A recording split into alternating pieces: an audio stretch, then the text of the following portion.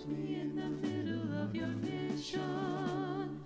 Help me find the strength to say, if God be for me, then who can be against me this day?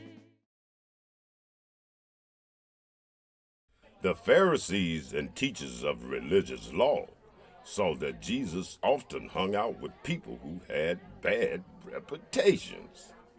He even ate dinner with cheaters, liars, tax collectors, and prostitutes. The Pharisees couldn't understand why Jesus wanted to be with people like that. So, Jesus told them some parables. A parable is a story that helps explain a lesson that Jesus wants people to know and understand.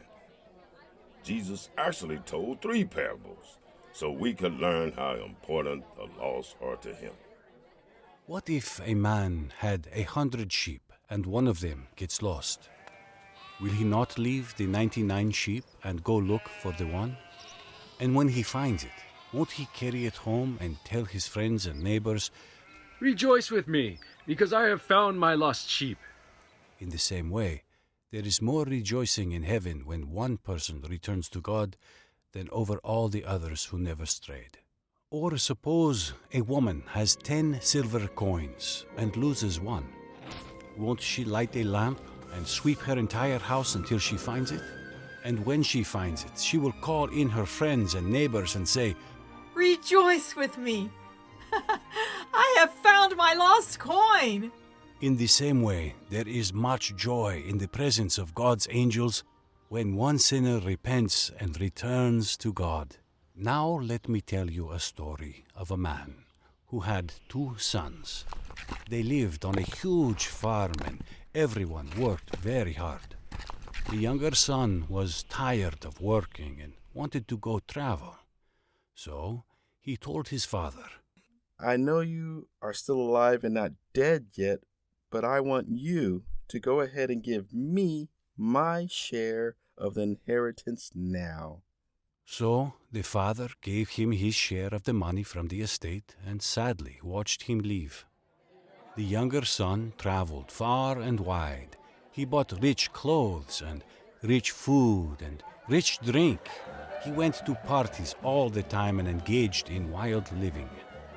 Soon, all his money was gone. He began to starve, and finally, a farmer hired him to feed his pigs. Even the food to the pigs started to look good to him. The youngest son thought, "I need to go home. I will tell my father, "I have sinned against God and against you. I am not worthy to be your son. Please just hire me. Hire me to be your servant." But when the father saw him far off, he was so happy. The father yelled to his servants, "Quick, go get our finest robe. Get a ring for his finger and sandals for his feet. Cook up a huge feast and let's invite everyone we know." He ran to meet him. Meanwhile, the older son heard music and dancing coming from the house and wanted to know what was going on. One of the workers told him, "Your brother has come home. There is a huge celebration." That made the older brother very mad, and he would not go in the house. The father came out to beg him to come in.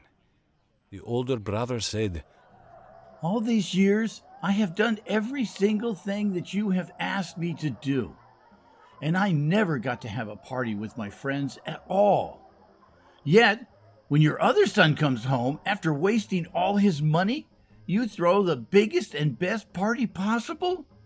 With a huge feast, no less."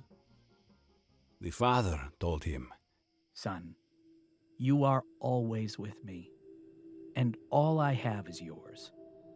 But we must celebrate. Your brother has come back to life and back to us. He was lost, but now he is found."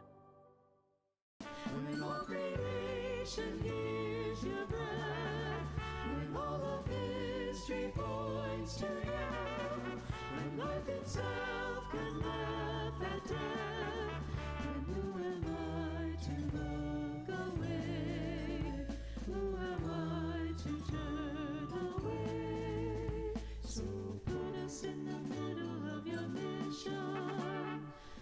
us find the strength to pray.